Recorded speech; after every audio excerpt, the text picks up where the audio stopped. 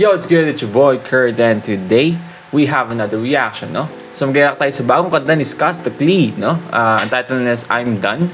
Actually, 2 days ago na siya nilabas, and ang dami na siya nag-request na mag-react tayo dito, pero ayun na nga, napakarami kasi, no? Napakarami mga gandang kanta na lumabas ngayon, no? And nagpatong-patong na, but number 9 in trending, no? Sabi pa nga nila, leak song daw to, no?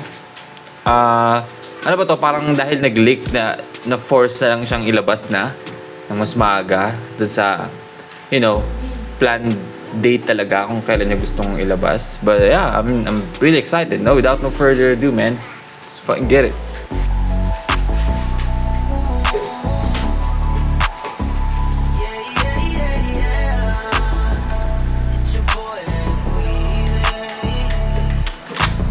Parang ngayon ko naman siya narinig ulit mag-intro ng gano'n.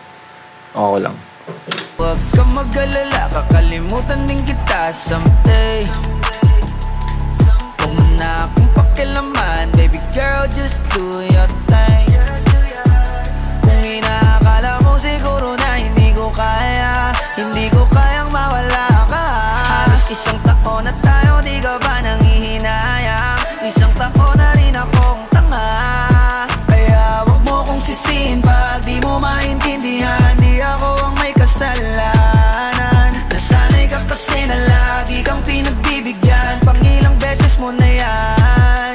Sinabihan na kita na pakiusap, wag mo na akong lokohin. Kaso sumablay ka na naman, wala na akong magagawa dyan, I'm sorry. Girl, you make me wanna say, sa una ka lang magaling, baby. Ilang beses mong magkabalikan. Reference ba yun sa kanta niya? Wait lang So basically, yung tema ng kanta is parang parang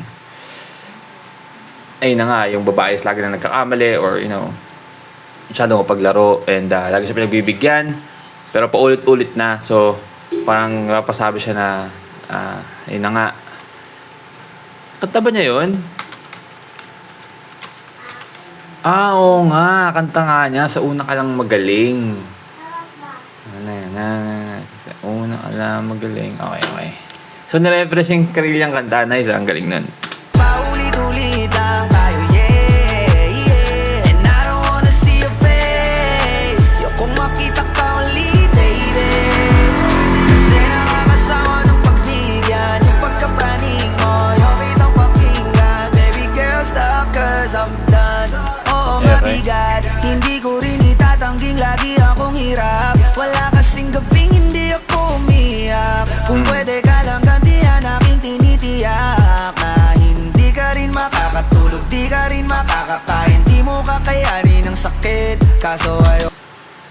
Parang napaka-specific nung lyrics niya, no? Like, ayun na nga, yung parang yung mga scenario and again, meron siyang parang sabi nga niya ba, 1 taon na tayo, ganyan. So parang napaka-totoo, no? Parang true to life yung lyrics niya dito. I mean, imposible naman din sa may, alam niyo na kasi matagal na sila nun, no? So parang syempre, I feel like mas bago to kasi 1 taon nung pinag-uusapan, 1 taon pa lang.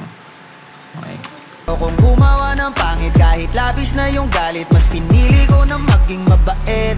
Yeah, wag mo kong sisihin pag di mo maintindihan. Hindi ko na yun kasalanan. At tama na yung minsan nakitang napagbigyan. Baka nga sakit mo na yan. Sinabihan na kita na pakiusap, wag mo. Ganda ng vocal runs na yun, no? Ang daming kulot. Mail ka rin Skaz Takli sa ganun, no? Na parang vocal run na sobrang haba. And yeah, I mean, may gusto akong i-point out na na tono, no? Yung tono niya kasi o yung ginagawa niyang tono is unusual, parang unpredictable. 'Di ba? Kasi may mga tono na parang sa mga kanta parang napipredict mo na kung saan mag-end yung magla-landing yung tono, no? Pero sa kanya kasi may unpredictable yung tono na ginagawa niya. And nakakaasa doon, hindi ko siya magawa sa inyo ngayon kasi baka hindi ko magawa ng tama, no? Basta, I mean, ipo-point out ko na lang pag umulit yung part na yun, okay?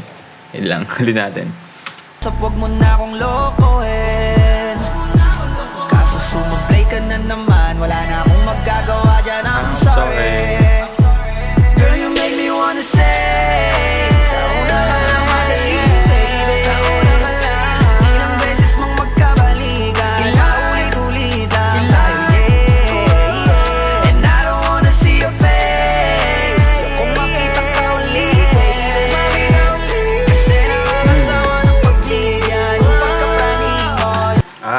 Yan na yung falsetto na yun. Hindi ako talaga kaya.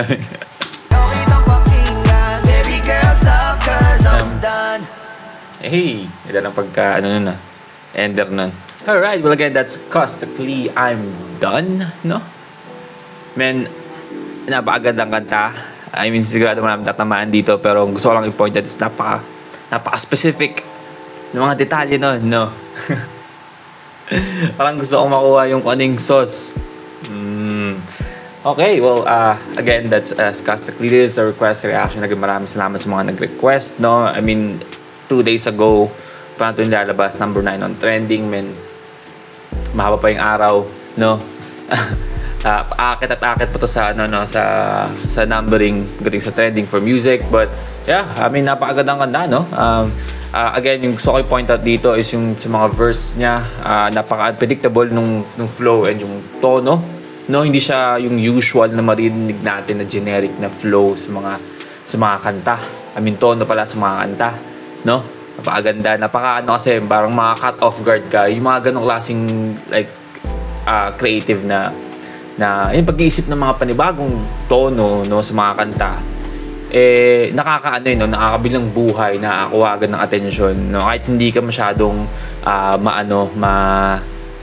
ma-attention to detail na tao sa pagpakikinig ng kanta, mapapansin mo yun, no, na parang bago sa paninig to, no, kasi kadalasan ng mga kanta ngayon, no, is parang medyo magkakamukha na, kasi ang kadahilanan nun is may mga flow or may mga tono sila, hindi naman lahat, pero may mga parang maliliit na tono lang na halos magkakaparehas na, no?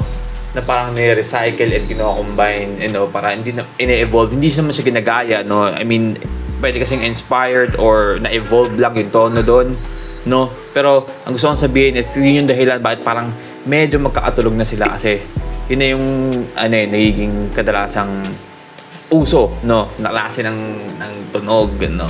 So napaka-refreshing na makarinig parang napaka-creative or bagong like tono sa kanta. And yeah, again, napakaganda kanta. That's our reaction for today. Sana gustuhan nyo, no? Leave a like and subscribe. Gusto nyo mag-react sa buhay nyo artist, singer, rapper, song, just comment down below. We're going to react to it. And that's it for me today. See you on my next vid. Stay awesome. Peace.